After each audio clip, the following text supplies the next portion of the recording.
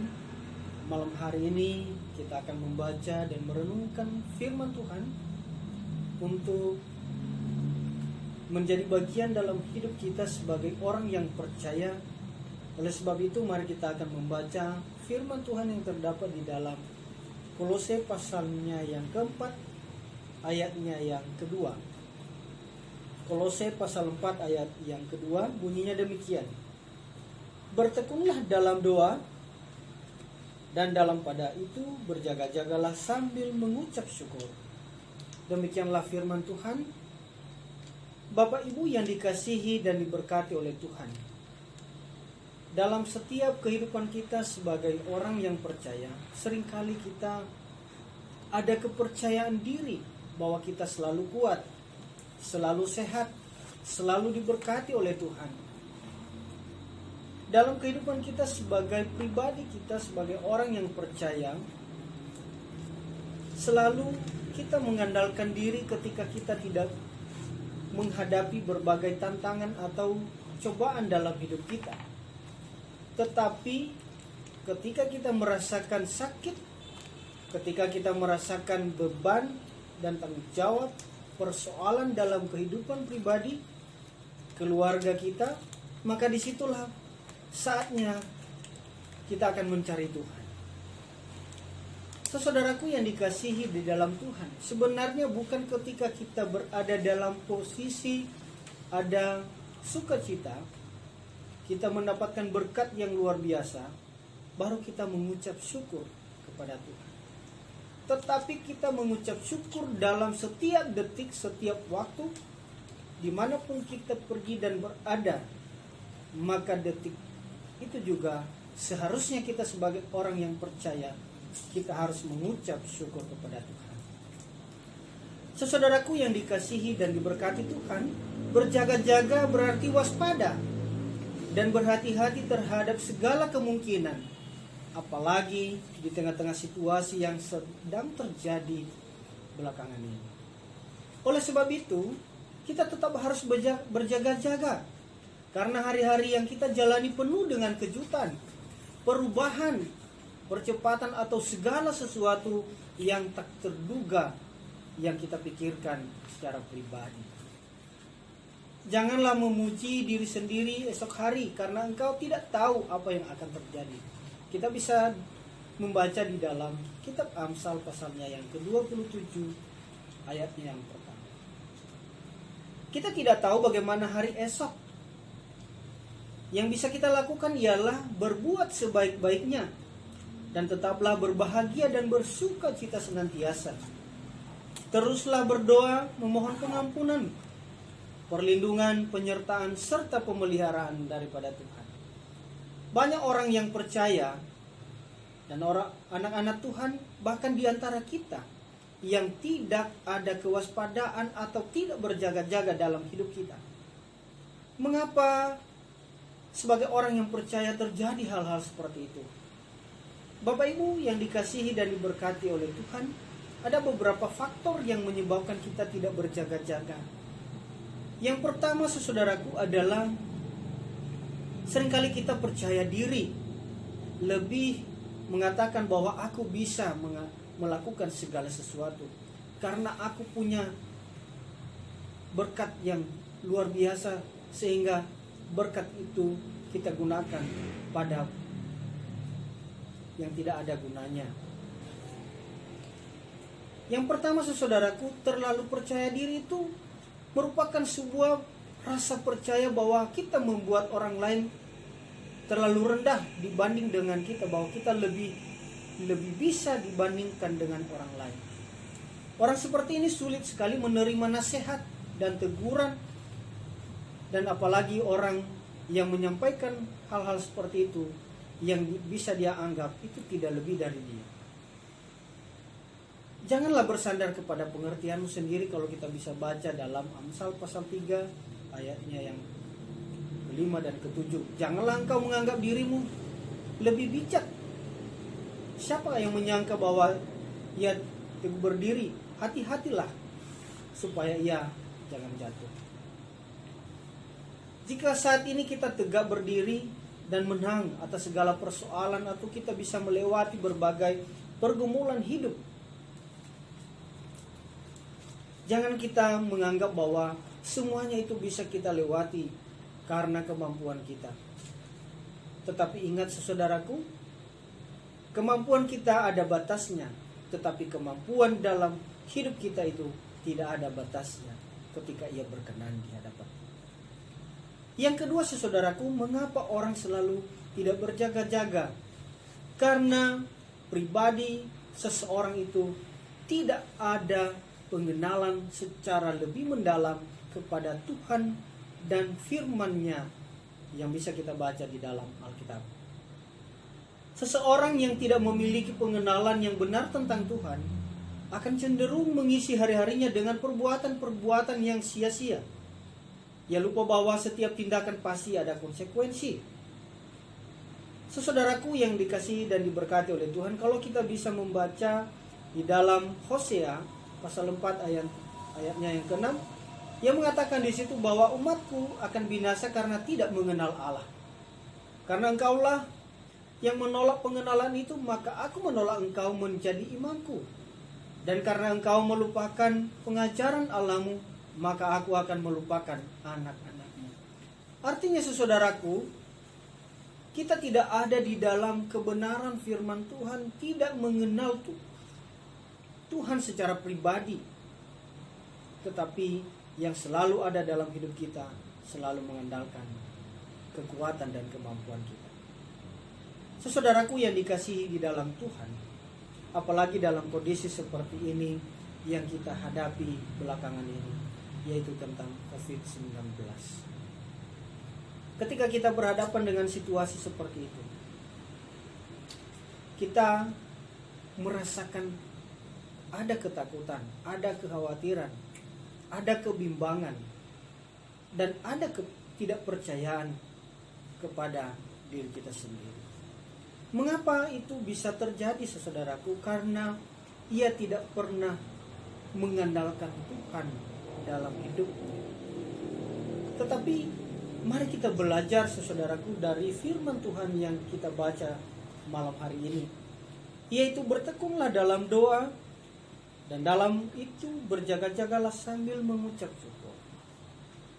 Saat ini saudaraku, ada begitu banyak orang yang tidak berada di dalam Tuhan sehingga ia lupa mengucap syukur. Ia seakan-akan menginginkan yang lebih dari kehidupan orang lain. Seakan-akan ia akan membutuhkan yang lebih daripada yang lain. Apalagi di zaman sekarang saudaraku, semua pada mengeluh. Keluhannya adalah masalah ekonomi, masalah sosial. Mengapa itu bisa terjadi? Karena pembatasan-pembatasan yang terjadi. Belakangan ini kita dihebohkan dengan virus corona. Dengan adanya seperti itu saudaraku, maka hidup kita semua ada keterbatasan, semua ada batas-batasnya. Bertemu dengan keluarga kita, itu harus kita jaga. Bertemu dengan rekan-rekan kita sekerja kita harus menjaga jarak. Kita harus dibatasi dengan jarak. Tetapi pada dasarnya saudaraku, orang tidak mengenal dalam situasi seperti ini pembatasan-pembatasan seperti itu, karena tidak fokus lagi pada hal-hal yang terjadi itu, tetapi fokus pada dirinya sendiri. Mengapa itu bisa terjadi? Karena ia fokus bagaimana ia bisa harus bertahan hidup.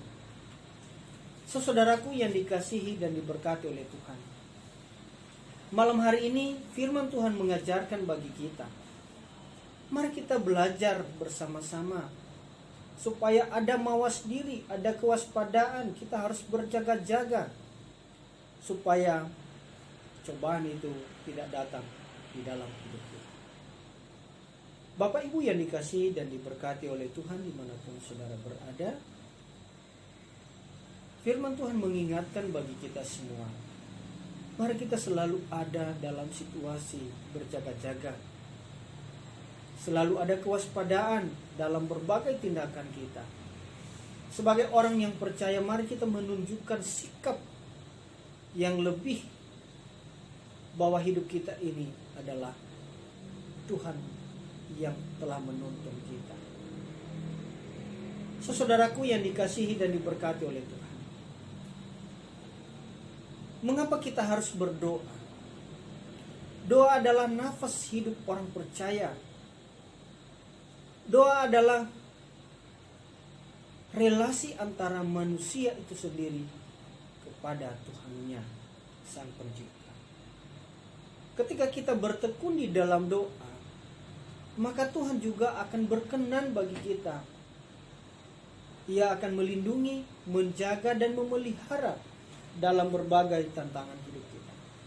Saudaraku yang dikasihi dan diberkati oleh Tuhan, berdoa merupakan nafas hidup orang percaya.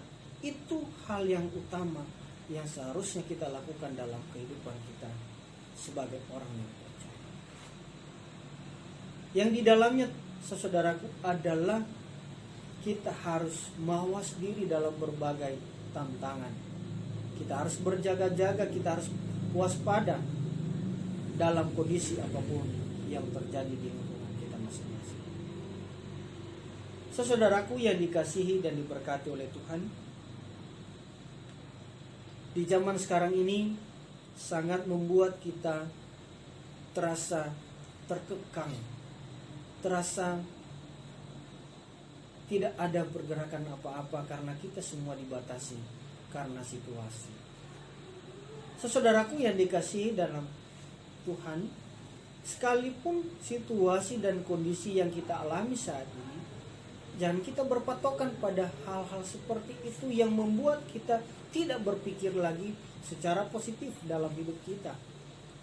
Tidak lagi ada di dalam kebenaran firman Tuhan, sehingga hidup kita ini seakan-akan memberontak dan kita akan mencari jalan keluar. Kita mencari jalan keluar, kita selalu menganggap diri bahwa kita adalah orang yang hebat, orang yang sempurna dalam melakukan berbagai kegiatan apapun. Tetapi saudaraku yang dikasihi dan diberkati oleh Tuhan, manusia tidak ada yang tahu akan hari esok. Tidak ada yang tahu bagaimana masa depannya. Tetapi ketika ia mengandalkan Tuhan dalam berbagai aktivitasnya, maka ia bisa melewati berbagai tantangan dan pergumulan. Saudaraku yang dikasihi dan diberkati oleh Tuhan, jangan menjauhkan diri dari kebenaran-kebenaran firman Tuhan, dari persekutuan-persekutuan jemaat. Dimanapun kita pergi dan berada, mari kita saling mendukung satu sama lain, mendoakan saudara-saudara kita, keluarga kita, rekan kerja kita. Mari kita saling memberikan dukungan dan doa. Dan di dalamnya, saudaraku, kita harus mengucap syukur apapun yang terjadi dalam kehidupan kita. Karena mengucap syukur adalah kunci suatu kebahagiaan orang yang percaya. Apapun yang ia alami, ketika ia berdoa dan ia mengucap syukur atas hal itu, maka disitulah ia mendapatkan sebuah kedamaian dari Bapa Surga. Bapak Ibu yang dikasihi dan diberkati oleh Tuhan, malam hari ini ketika kita membaca dan merenungkan firman Tuhan, mari kita belajar bersama-sama, saling mengingatkan satu sama lain, memberikan teguran dengan baik antara sesama kita, antara sesama jemaat kita, dalam kehidupan keluarga kita.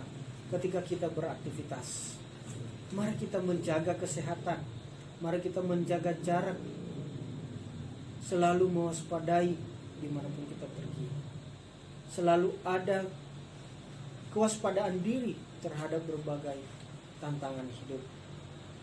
Saudaraku yang dikasihi dan diberkati oleh Tuhan, oleh sebab itu, marilah kita hidup di dalam Tuhan. Marilah kita tekun berdoa. Marilah kita selalu mengucap syukur atas segala yang kita terima daripada Tuhan. Baik di dalam pekerjaan kita, dalam kehidupan keluarga kita, dan apalagi supaya hidup kita ini menjadi berkat bagi banyak orang. Saudaraku yang dikasihi dan diberkati oleh Tuhan, berdoa dan mengucap syukur adalah kunci sebagai hidup orang yang percaya.